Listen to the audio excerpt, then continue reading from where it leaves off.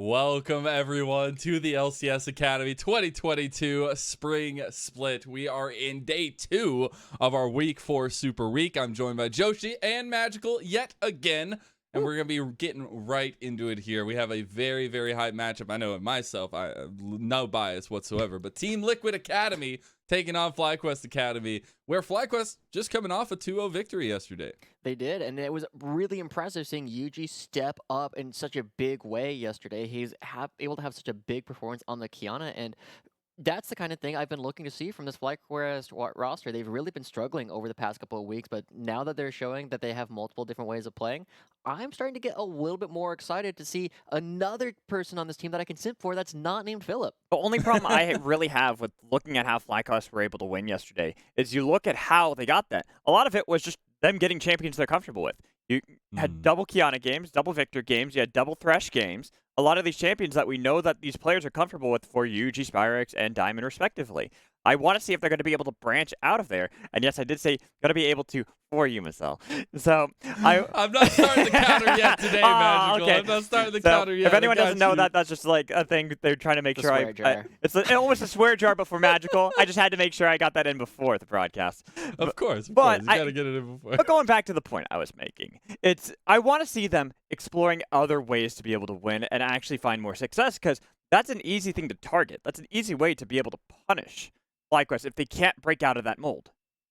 Absolutely. And on the other side, we have Team Liquid Academy, who having some stumbles, right? But the roster itself, very strong in all rights. You have Bradley in the top lane, new to the top lane, but still being able to show up himself. Armeo, the general, as ever. And then you have the carries in Harry and Jan, who are always able to, carry those late game fights typically if they can get set up right. And then Rhino tying it all together.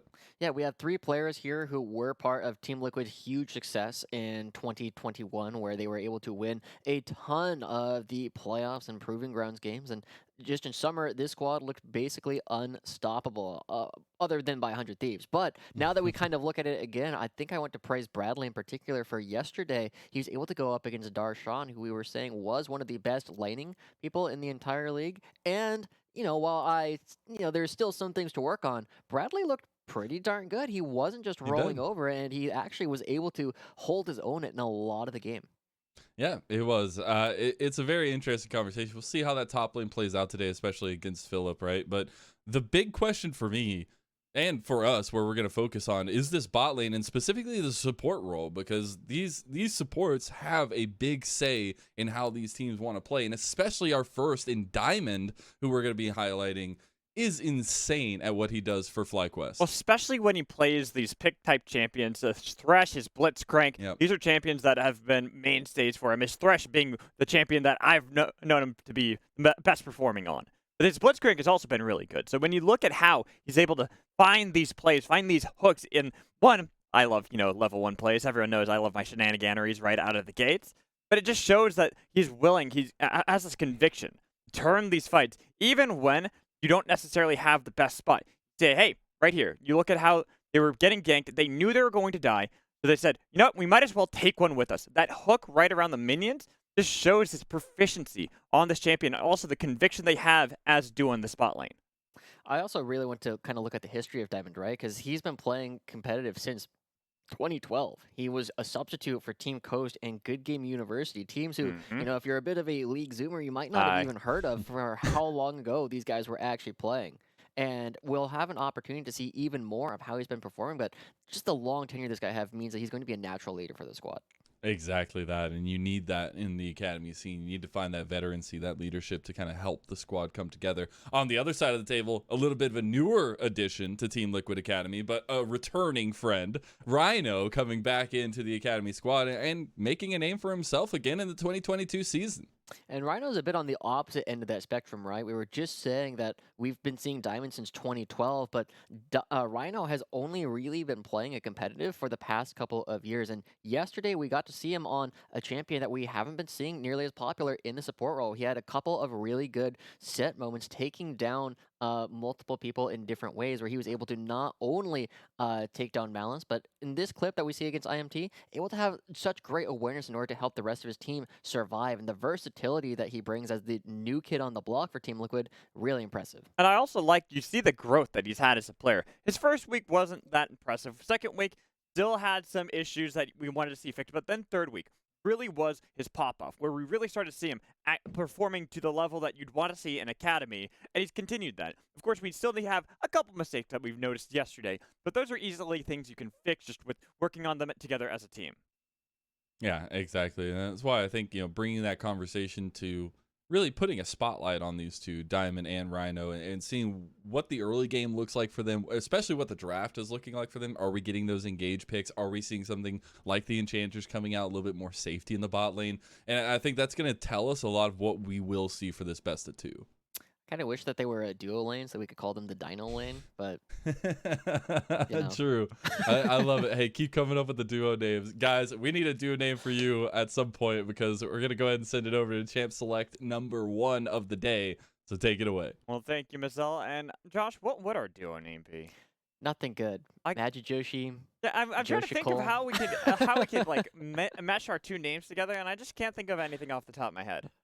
Twitch chat's gonna have to come up with something. In the meantime, we can just figure out what it is that we're going to be doing, because we got some League of Legends to cast, and ultimately you guys can call us whatever you want. I might not respond to it, but you can still call me it. Yeah, I had to grab my notebook anyways. So I'm ready for this game. I'm excited, especially when we look at how things went yesterday for FlyQuest, but also on the other side for how things went for Team Liquid. Wasn't their best performance that we've seen out of them, and this is a team that we look to being one of our top teams that we're expecting great things out of, having won just last summer against Cloud9, but then losing yesterday to them in a 2-0 fashion. They got kind of exploited too. If teams look at how that game went and that series went, there are definitely clear weaknesses Team Liquid still have to fix.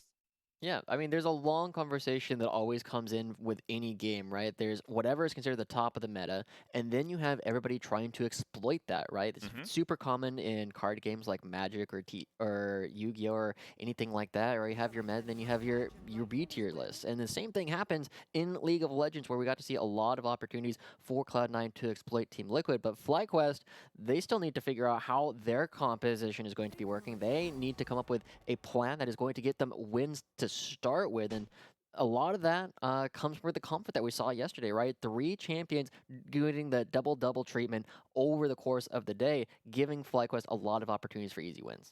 So looking at how the bans are playing out so far, there's that Kiana ban. Team Liquid clearly paying attention to how Yuji was able to play on that Kiana, not wanting it over this time, but that leaves a lot of powerful picks still on the table that you can now pick up if you're FlyQuest, that you can look to if you want to grab. The third jungle ban too, this one from FlyQuest themselves, this gives ample opportunity for the side of Yuji to play something aggressive, maybe like the Gwen we've been seeing in the jungle, but I'm thinking more like Lee Sin.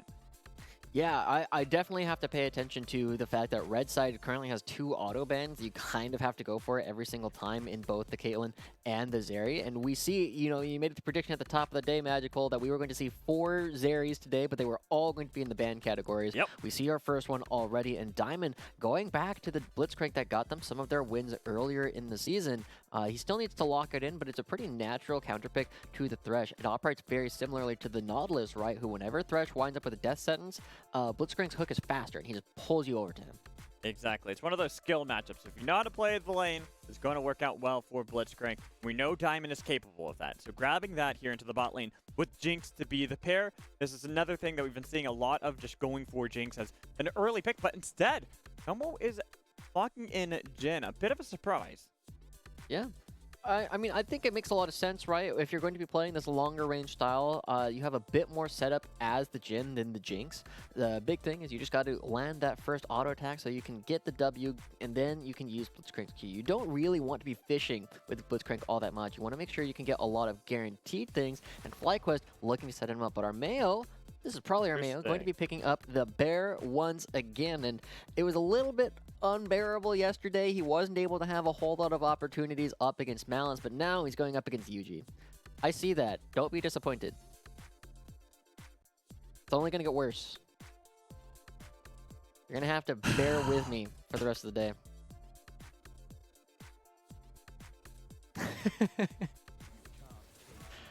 Maybe we'll be able to I can import just Teddy. ignore you. I can just.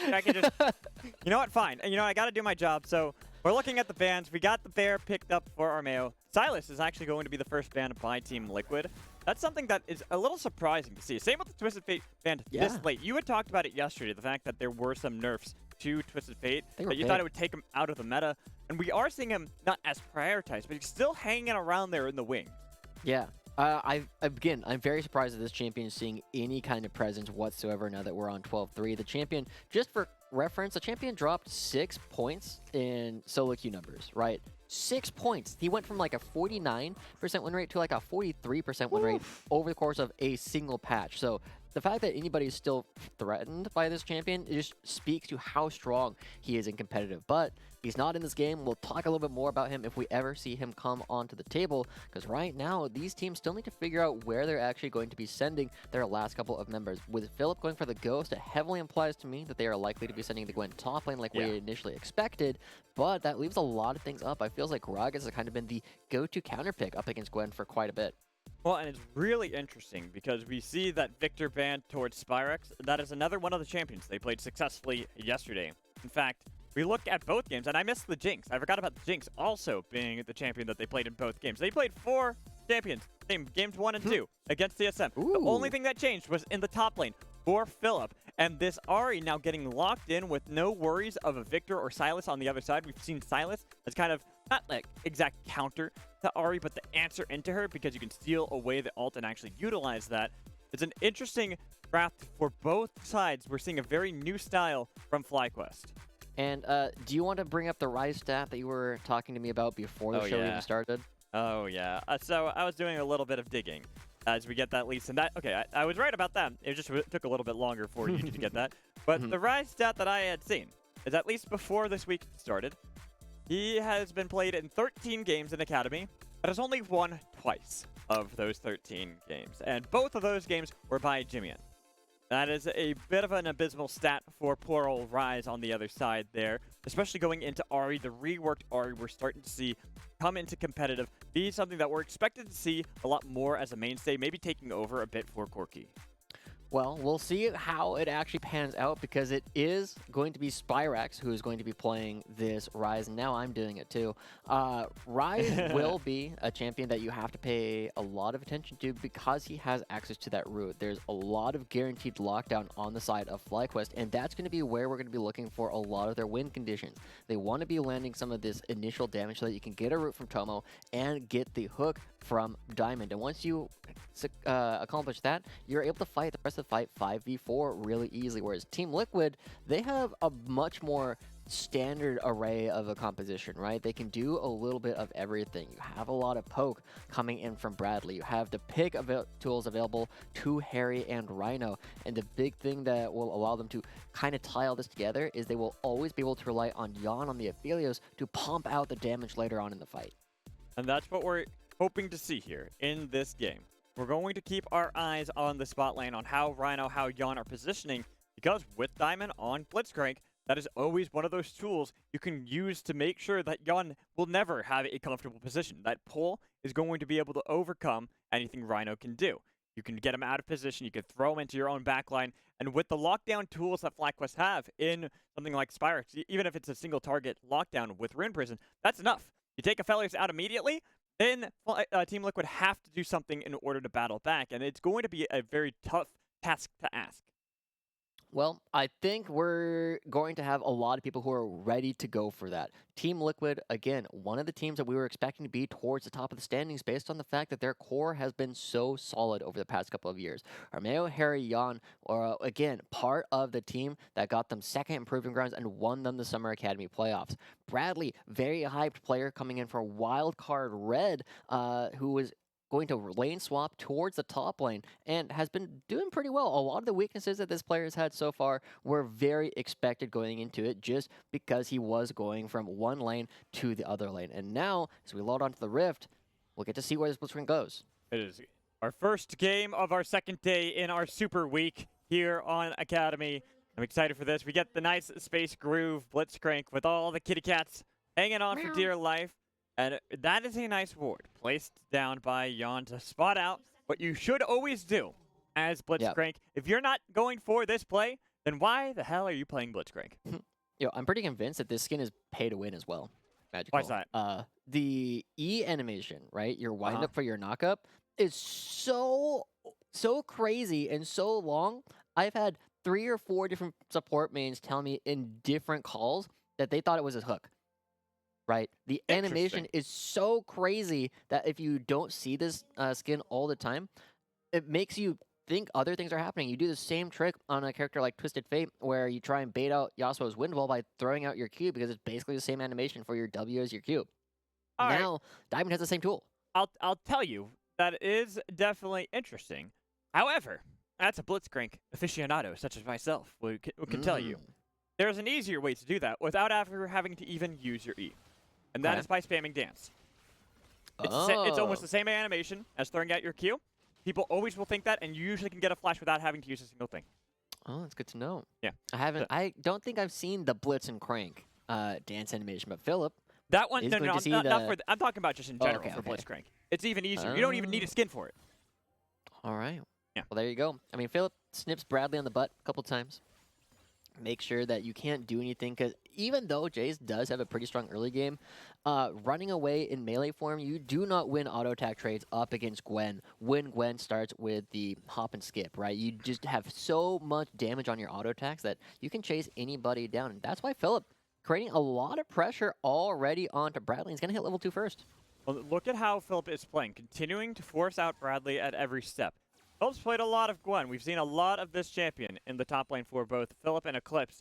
Both of them are doing a great job in their careers on playing this champion just in this season. And we're seeing that efficiency come here against Bradley, where he's struggling a bit. But once he gets a couple levels, should be able to poke back a little bit more reliably. The only difficult thing is it's more about clearing out the minions and less about actually landing poke onto Philip, since you have that ability to... Gwen is untargetable, as everyone likes to talk about, with Harry now flashing away, but followed up. First blood for Spyrex. Very clean play coming out from FlyQuest, and we haven't even necessarily been paying a whole lot of attention to Yuji just quite yet. He just waits and doesn't instantly use the Q. He wants to make sure he can follow the flash, and easy first blood going over to Yuji on another champion. And Spyrex, I mean, we were just talking about it, 2 and 11 on Rise. Not just Spyrex, but the entirety of Academy. And Spyrex wants to make sure he can join Jimmian as one of the very few people who have actually picked up wins on this champion. And Diamond, we've also seen this play before. He did it in one of the highlights, I think, that you actually showed at the beginning of the day, where he just sat there and waited for the other team to come in. Instead of looking into the bot lane, we got to look at this mid lane. Another route comes in from Spyrex, but with Armeo on the other side. Harry's got to be careful. He took a lot of damage initially, so if the flash from Spyrex, he'll be fine, but the flash is still burned on both sides of this mid lane. And Yuji now down in the bottom lane looking for an opportunity. There's no real vision, but still good damage going down onto Diamond. You can tell that Team Liquid know that something is up. I don't think they're likely to get baited in, but Yuji's still sticking around. He thinks that something different. Maybe they might be able to, because with Yon and Rhino hanging around close to that wall, Yuji can use the Q. Okay. Okay, with the recall completed, I kind of want to go back. We talked about Yuji and how he played yesterday on that Kiana. He looked for these early plays. He constantly was trying to make these plays happen immediately. You can see that same thing here with Lee Sin. That's why I want to see Lee Sin picked when Kiana was banned, so Yuji can feel a bit more facilitated in the early game to actually play aggressively. Yeah, and something happened up in the top lane as well. Philip has lost a lot of early CS, and it's going to allow Bradley to get both the Serrated Dirk and the Tier on a cheater recall. Oh, no, Philip went for a recall as well. He has the Doran's Ring. Okay, that explains why the CS discrepancy became so large for a little bit. He's going to be able to recover almost all of it. So the rest of the game will kind of settle down. But as you said, Yuji, now in this Lee Sin, looking for another comfort champion. And I think the biggest thing that we've seen him have more success with is just his patience. But Armeo, not patient. He knows there's no flash on Spyrex. But so does Harry not have flash on the other side. With Yuji right behind him, that is a good protection tool. Has a level lead over Armeo. And once you see that Lee Sin, you could see Armeo is like, all right, we're not winning this fight. We got to get out. But top lane continues to battle back and forth between Philip and Bradley. And you talked about how it might have seemed like Bradley initially was able to get a lead over Philip, but it was all based off a cheater recall on both sides that had made it seem artificial. And for people who aren't quite aware what a cheater recall is, let's give a quick explanation of that. And, you know, if you're watching Academy, you're probably part of the church at this point. Cheater recall is you make sure that you crash at least, 1.5 to 2 waves underneath the enemy turret.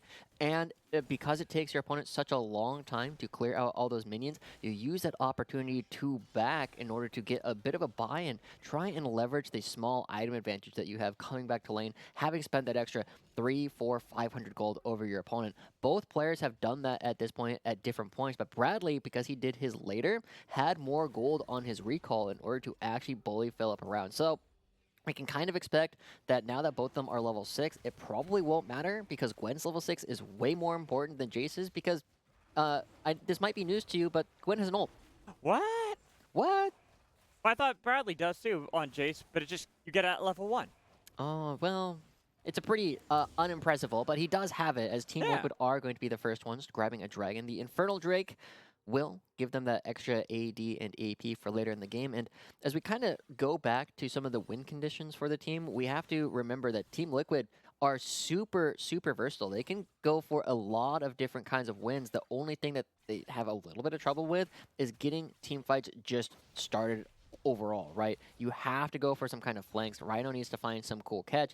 Otherwise, you're mostly just waiting for FlyQuest to come into you. And so the extra bit of damage allows your Jace in particular to be really scary with the poke. Spirit Rush used. Charm goes wide. But right there, Yuji's nearby. They got the root on a 1. Yuji could follow this up if he really wanted to, but the Realm Warp was enough to tell Team Liquid there was no fight from FlyQuest.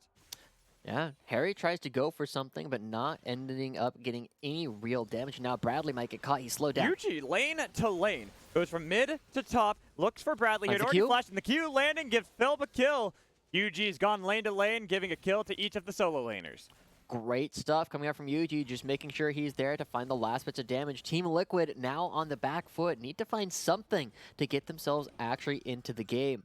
And I was kind of expecting it to be, it might be Rhino. This play right here, the flash away from Tomo. Diamond, he's fine. Look at how Yana is doing at the moment, getting a lot of damage onto Diamond, dodging away from the death sentence, but it's going to be Moonlight Vigil. The level 6 was just in time for Aphelios.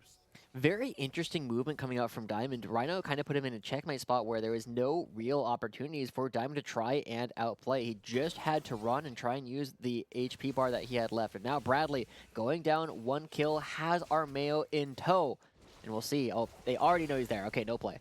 I don't know. It is still Volibear. Volibears are really good at there's diving turrets. With Lee Sin nearby, that's really what will dissuade any fight from happening. Once they spot him out and poke him, Bradley, Armeo confirmed, and their decision to not go for the dive.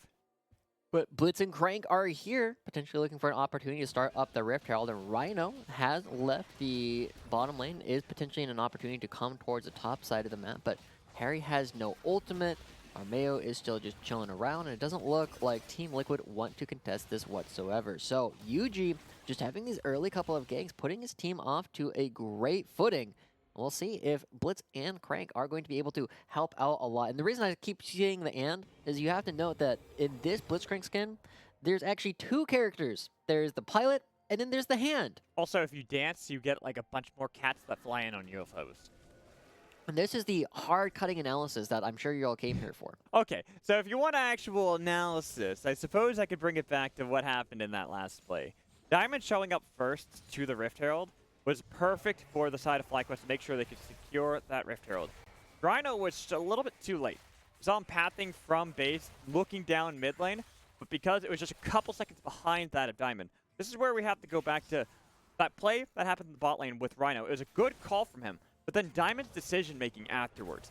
After the fact, saying, hey, you know what? Might have died, but we can make a play elsewhere. Or you can look for this play onto Yon immediately in the bot lane with Yuji nearby. The kick into the wall. Not going to be able to land the Q. Shouldn't be mattering, though, with Tomo's crit coming in. But now, here come the reinforcements. A lantern on the other side for Harry with the damage onto Yuji. Shut down for Harry. Tomo in a bad spot. Charm landing, too. Harry probably wants that kill for free. The heal comes out of Tomo, hiding back the best he can. Doing what he can, but it's still a double kill that goes in for Ari.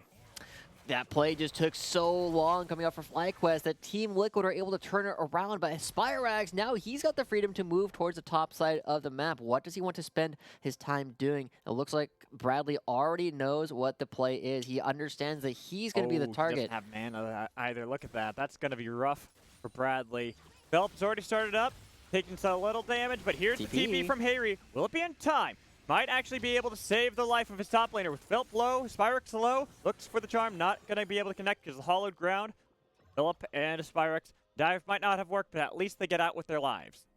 Harry having to use the teleport in order to keep keep Bradley alive is going to end up being worthwhile because it allows Team Liquid to maintain their gold lead. But Jan going really, really deep. He knows there's nothing to do on the bottom side of the map. And so the two people on Team Liquid that need to have this early lead are already finding it. Jan 1-1 and 2, and Harry now 2-1 and 0 already has the Mercury treads. He just wants to make sure he can't get locked down for long periods of time. And I love the adaptation he has. He knows that the raw damage of this character should be enough in order to actually burst out people for a little while longer. He just needs to make sure he doesn't die. But at the moment, we're just getting a crash of minion waves into the spot lane from Tomo. Diamond behind him. Maybe looking to see if he can get a play. Looking for a hook. Won't actually have anything mounting just yet. Instead, clearing out the minion wave. The second dragon of the game has spawned, and Yuji is already on top of it, but Ward has spotted him out. Do Team Liquid actually want to try and contest this? Well, they are pathing. They've got Armeo. Look at where Harry is, too. Rhino could always go for a pull Lantern in, gone if he really needs to. With it so low, Armeo, you got to make a call sooner or later. Do you want a smite fight? Yuji takes it, and now the fight could be attempted. You're going to get a root onto Rhino, which means no more engage.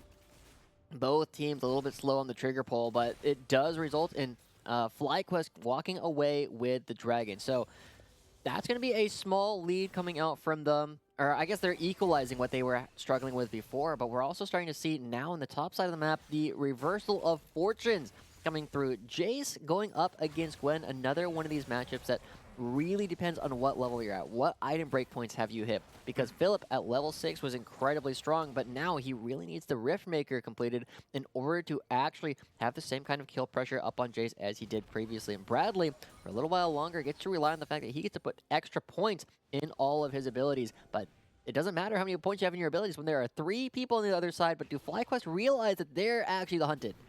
Well, maybe they will, because they're just popping the eye. Philip taking a little bit of chunks off of that first plate. Does They this just even crash? They leave Shelly out to dry, trying to see if the crash will happen. I don't think the crash will. They stop it completely. Yeah, brutal coming out for FlyQuest. They only got the 100 gold off of the Rift Herald when they initially took it, and that's going to be everything. But the bottom side, you know, the game's still relatively even, and in fact, I feel like we've seen a couple of good plays from both Diamond and Rhino thus far, just at different points, but we were expecting, just like yesterday when we were talking about Chad versus Kenvi, Rhino versus Diamond was, in theory, going to be a little bit Diamond favorite as the more experienced player on the more impactful playmaking champion, but Rhino constantly right place, right time, helping out a lot. Ooh. Oh no, Barely Diamond. off. Barely off. We're seeing a couple of these skill shots not landing for FlyQuest. I mean, this one won't actually mount for anything terrible or tragic like the previous play had. But it's still one of those things where we got to go back to what you were talking about how Rhino has been playing just in general. The growth this player has had in this Academy season especially. And seeing how he's able to really facilitate Jan in this bot lane, but also his roaming plays, what he's able to accomplish for the team, has been a good crutch for them to kind of lean onto whenever they need to make sure they're getting back into these games. Yeah, Jan knows that Yuji's here, and good usage of the Lantern not going to go down whatsoever. So Team Liquid, they're doing a good job at responding to everything that Yuji is trying to do on the map. After the first couple of plays, Armeo hasn't let Yuji find any more opportunities, and the game kind of has settled down. So Magical, Yes? you were a good prophet yesterday trying to figure out when the fights were going to happen.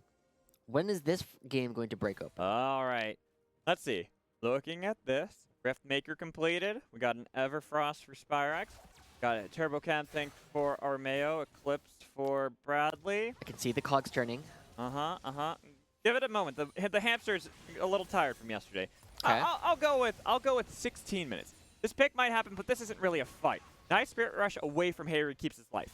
Wow, that's very soon. You're just saying it's about to happen Yeah. any moment Yeah. at this point. So Harry, I mean, he's forced out of the lane, but Yuji on the top side going to be trying to pick up this Rift Herald uncontested because Armeo was expecting the play to be on the bottom half of the map. So if this is the way that the game breaks open, Magical, it's going to be a Actually, lot 16 quieter. and a half minutes. 16 and a half. Okay, so we Yeah. still have another minute to go. The Dragon won't spawn, but that does mean that Team Liquid could be looking for a play before that moment. And Harry, coming back into lane, doesn't have his ultimate, is a potential target for the members of FlyQuest, but Team Liquid instead choosing to spend their efforts on the bottom half of the map, and they will likely get this turret taken down unless FlyQuest are going to bring more members in order to try and defend it. Well, UG pathing towards the top lane. Rift Herald will be used there. First turret is picked up by Team Liquid. Not going to be just local gold only for Yon. It is split between him and Rhino since Armeo had backed off just moments before. But still a good opportunity for them to be able to punish the spot lane, find a pick onto Tomo, then turn their attention onto the Dragon. Tomo. It's a little bit late. Gonna be able to get this done, but here is the Realm Warp behind. Pull onto Armeo, but he grabs the Lantern. With the curtain call open, looking for Armeo. Tags one, tags Rhino. Looks for the crit onto Rhino as well. Way. With Philip here, it is going to be the fight. They've got one with a little bit more damage onto Yon. The chase in, snip, snip, and No a root way. comes in from Tomo. Look who's the prophet again, Josh. No way! Magical once again on the nose. There was nothing that was implying that a fight was going to happen, but you still get it right anyway? That's insane. Okay. The prophet is here. You got to look at this replay too. It's an attempted dive onto Tomo that goes awry. Yeah, and ultimately just spending so much time underneath the enemy turret means that Armeo too low to really help out in this fight, and Philip on the Gwen has the Riftmaker completed, can just run multiple members down, and we get to see how much damage you do when you are able to land every single part of that ultimate, and it ends up being a turret trade across the map. No, they're not going to be getting the top lane turret for Team Liquid. It's just going to be a huge win coming out from FlyQuest, and as we have the next Dragon spawning, FlyQuest once again uncontested for the objective. Yuji doing it without the support of his team because he knows that Team Liquid can't do anything about it. Let's tally up the win, shall we, for FlyQuest. Jelly took the top tier 1 with Feld. He then TPs into the bot lane, now is 3-0-1 on Gwen. They get the bot turret and local gold for Tomo. What else? And then they get the Dragon for Yuji. What else could FlyQuest possibly hope to get? Married? I mean, some people wouldn't consider that a win. But right now, Gon at least will be able to escape. Diamond. That was a nice little lantern there from Rhino to keep Yon pretty safe there. It's expected. This is the one thing you have to always keep in mind, that lantern is a good tool to keep everyone safe, especially someone like Yon. You can interrupt it, though, by the way, with your pull, if you're on point as Blitzcrank. I mean, it's very tough, but the big thing, the other thing I was thinking that they would like to do is they always want to get fed, because how can you get fed in-game if you can't even get fed in real life? That's why all these teams have cooks.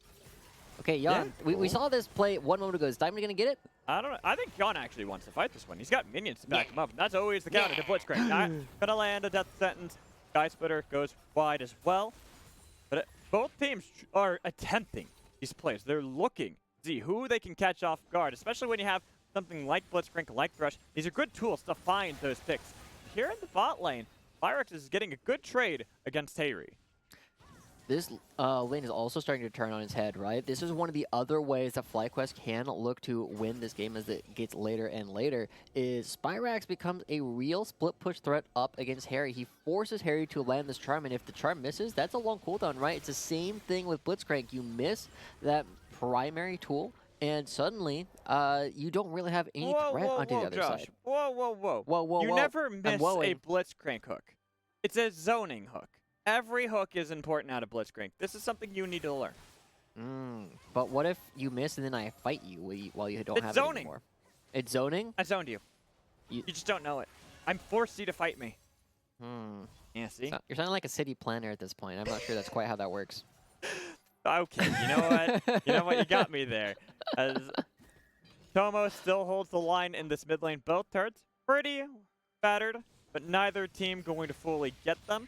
Instead, trying to set up that vision control around the upcoming objectives. Baron having just spawned. See that Team Liquid are all ready to group up, looking for this fight. Philip, a few seconds away until he has that TP. but he doesn't seem too deterred by that. Doesn't expect there to be a fight unless Diamond gets caught out like this. The Realm Warp going to come in. Diamond dies way too quickly. Even though Spyrex is in the middle, they're going to be able to pick up a kill. And here's Harry into the backline as well. Here comes a bear. Pretty scary, but they got a lot more damage on top of him with a kick. Comes in onto Bradley. He tries to flash on top of Yuji, but now Philip with the TP perfectly timed and a curtain call on Rhino. 1, 2, 3. Looking for the 4th. Crit doesn't land, but it doesn't matter. Philip can chase them all down and kill them with a double. Gwen is immune, Magical. There's nothing you can do about that, man. Team Liquid fighting directly into the way that FlyQuest want to play. FlyQuest just go for this fight, and it looked pretty awkward at the beginning, right? Diamond just gets caught out all by himself, but everybody else on the team just slowly comes in one by one, and they love these chaotic fights. You have the Lee Sin, who we've seen so often have these big plays where the fight is going back and forth, and it goes into different parts of the fight. Philip absolutely thrives in this. This tank Rise is so good at locking down individual targets, and FlyQuest, by going for this fight that was just kind of out of nowhere and super chaotic, ends up coming out with a big lead. Zoning hook. As we look at this replay, he doesn't even throw it. It's a zoning body. You can see it just in the middle of it, and by the time everybody comes back in, you can tell that Team Liquid are unsure if they want to go for this fight or not. Some people jump in, some people jump out. You don't know whether or not you're going to be retreating or trying to go forward, and because of that, FlyQuest ends up coming in because they know what's going on. They're saying, oh yeah, we're fighting this. We know what's going on. We're always going to be going forward, and just the communication coming up from FlyQuest nets them another big win. 4,000 gold now. And the Baron at 22 minutes means that FlyQuest are poised to take down multiple turrets and expand this gold lead even further. This is the growth of FlyQuest we're seeing. We're seeing them constantly, week after week, becoming more of a unit, looking like they have that synergy, fighting together. Before, you look at weeks 1, you look at weeks 2, they looked completely disarrayed. They didn't look like they were one unit. They looked like individual parts of different machines. Here, they're all on the same page. Even there, with Diamond getting caught, FlyQuest said, hey, we're looking for the fight. We can all jump in and back him up. We have the damage. We have a Gwen, for God's sake, who's 5-0. And now they're going to be using all those tools to pick up another dragon, putting them one dragon away from the Ocean Soul. And FlyQuest looking pretty darn good. I mean, we know all the quests that FlyQuest have. Now they're on their C quest, and they're one dragon away. One dragon away. That was bad. I'm surprised you weren't frustrated about that one, but you didn't like the unbearable earlier. You know, we got double standards. I'll let you slide on that one for 2 reasons. 1, I didn't notice it. 2, I didn't notice it. And so those are my reasons for it. But here, Josh, gotta get back to the game. We gotta look at what FlyQuest can do, because right now, look at the lead they have: 3,500, almost 4,000 gold. They lord over Team Liquid. A lot of that is into this top half of the map. But they even have a good amount of gold on Toma. And Diamond, dodging away, he saw the animation. He's like, I got the fancy feet. I'm all powered up. You got to wait for the slow, buddy, before you want to grab Blitzcrank. Yeah, we got the Footloose coming through, and now FlyQuest full court press. They are creating a lot of pressure on the top side of the map. And Spyrex with this tankier build, I'm not the biggest fan of it, but this is definitely a game where it allows you to take these more chaotic fights. And Philip looking for Harry. Well, it might be a level down to Harry, but he's got so much more damage. Spirit Rush isn't going to do a damn thing when you get chased down by Gwen. The scissors are wide. She's ready to chomp down with them and slice you apart. But Harry, the whole time, trying to battle back, doing a little bit of damage here and there with the charm connecting. He does it, and he shuts him down. Yeah, Harry just constantly cutting backwards, waiting for Philip's Ghost to run out, and it's just a clean duel coming out from Harry, but at the same time, the rest of the map is going in favor of FlyQuest. They are able to pick up the mid lane turret, and they maintain a large enough gold lead, but that by the time the Baron spawns again in 2.5 minutes, by the time the Ocean Soul dragon is actually spawning, they should be in a good position. And look at the damage that Bradley's currently doing to Spyrex. It doesn't feel like that much because Spyrex just has so much HP at this point. Does nothing for Spyrex.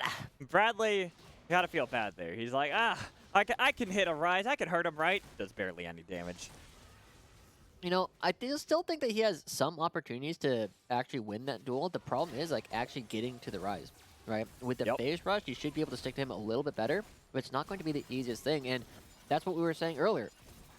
FlyQuest have the ability to win the side lanes. Now, Philip giving over a really large shutdown to Harry makes that a little bit more difficult, but that doesn't change the fact that, you know, once he has access to like the Nashor's Tooth, once his Ghost is up again, he can try and fight in this fight once again. The only thing that really went wrong is Philip missed one skill shot, the third part of his ultimate, that would have gotten the win.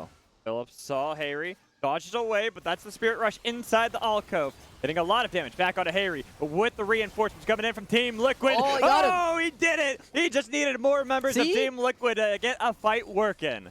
See, that's what I was saying, right? The only thing that went wrong was Philip missed the one ultimate, and this time he lands it, and he's able to find the kill in a 1v3, and the rest of his team creating so much pressure. Rhino and Yon might be caught. With 2 members showing bot lane, they can easily go for this play. Look at how Diamond is zoning Rhino. The Lantern couldn't be taken by Yon. He knew Blitzcrank was waiting for him in the wings and couldn't really do anything, but Diamond takes a lot of damage for his troubles. Yeah, no current call for Aphelios, and that does mean that Rise coming in. We're not done. Realm Warband, remember, he's a tanky boy. Curtain call, doing a little bit of damage to Rhino, but body blocked by Romero. They'll kick to make sure they land Yon. What a kick from Yuji to set up Tomo. Okay, but it's not done still. Bradley's here on the flank. Armeo's also taking a lot of damage. Look at Tomo. He's just diving on his own with a double kill of his own. Bradley in the other side with Spyrex and Yuji chasing him down. He is finished off, and now the base is open wide for Team Liquid. Yeah, maybe Bradley would have the damage to get the 1v1, but definitely not against Yuji at the same time. FlyQuest opening up the base and looking to find another win to add to their category. They're not even waiting for the Baron. They're just trying to take the Nexus turret. They got a lot of damage out of Rhino with Yuji on top of him with the stun coming onto Harry. He uses Spirit Rush, but Tomo takes the kill on a Rhino. Then with the Nexus turret falling, Team Liquid being taken down by a resurging FlyQuest. They have been battling back there on a huge win streak as they continue to soar back up. And everybody, it comes down to that one play you were talking about earlier, Magical, where we saw the big fight down at 16 minutes and a half. 60 minutes, 30 seconds, we just saw a total blow coming from FlyQuest. And once again, the Prophet speaking up as to when these games are actually going to break open. FlyQuest finding another win, putting them at 3-0 on the Super Week. Big brain. That's the secret. Big brain.